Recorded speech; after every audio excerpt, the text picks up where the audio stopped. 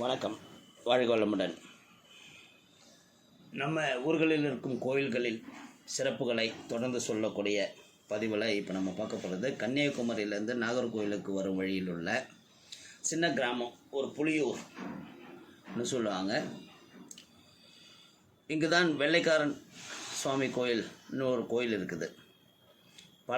பலவென வெள்ளை குதிரை, நீல நிற சட்டை, பச்சை தொப்பி, கையில் துப்பாக்கி என்று முழு என்ற முகத்துடன் இருக்கிறார் இந்த வெள்ளைக்காரன் சாமி. இந்த சாமிக்கு பிரெட்டு, பிராந்தி, விஸ்கி, ஃபில்டர் சிகரெட், பிரியாணி இவற்றை வைத்து தான் பூஜை செய்யப்படுகிறது.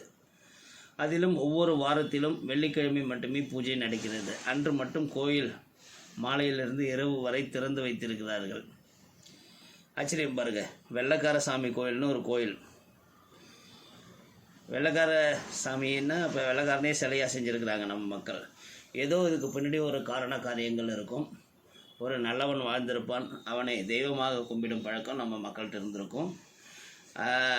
வித்தியாசமாக ப்ரெட்டு, பிராந்தி, விஸ்கி, ஃபில்டர் சிகரெட் இதெல்லாம் வச்சு படைக்கிறது இங்கே மட்டும்தானா? பல கோயில்களில் இது போல் உண்டு. பழனிக்கு நீங்கள் எல்லாம் போயிருப்பீங்க, பழனி மலை ஏறி இருப்பீங்க.